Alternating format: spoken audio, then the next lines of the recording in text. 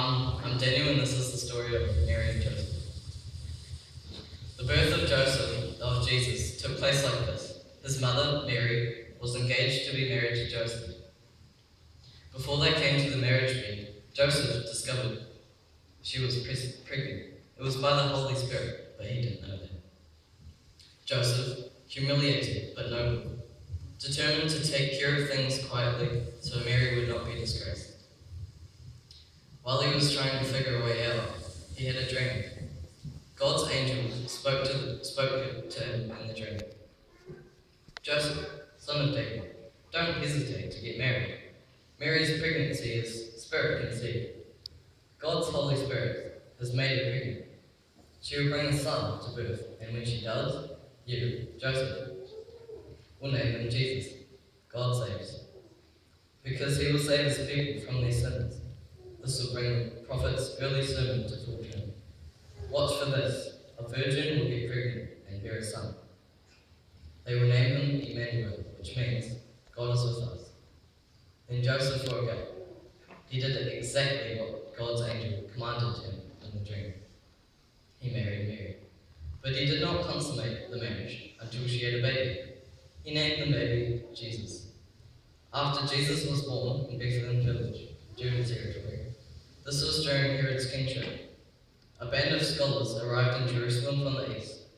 They asked around, "Where can we find and pay respect to the newborn king of the Jews?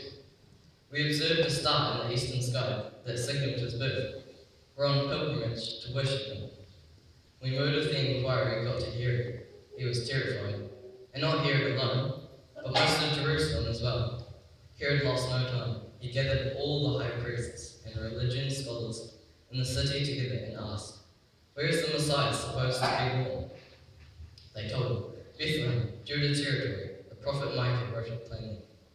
"It's here, Bethlehem, in Judah's land, no longer bringing up the rear, for you will come the leader, who will shepherd rule like people, like Israel." Herod then arranged a secret meeting with the scholars from the east, pretending to be as sincere as they were. He got them to tell him exactly where the birth announcement star appeared. Then he told them the prophecy about Bethlehem, and said, "Go find this child. Leave no stone unturned. As soon as you find him, send word, and I'll join you at once in your worship." Instructed by the king, they set off. Then the star appeared again, the same star they had seen in the eastern skies. It led them on until it hovered over the place of the child. They could hardly contain themselves. They were in the right place. They had arrived at the right time.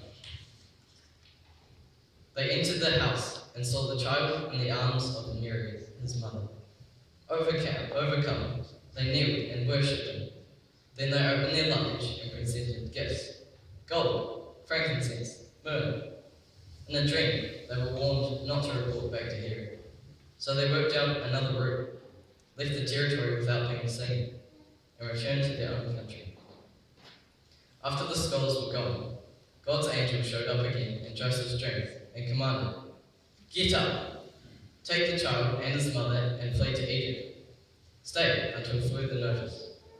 Herod is on the hunt for this child and wants to kill him." Joseph obeyed. He got up, took the child and his mother under cover of darkness. They were out of town and well on their way by daylight. They lived in Egypt until Herod's death.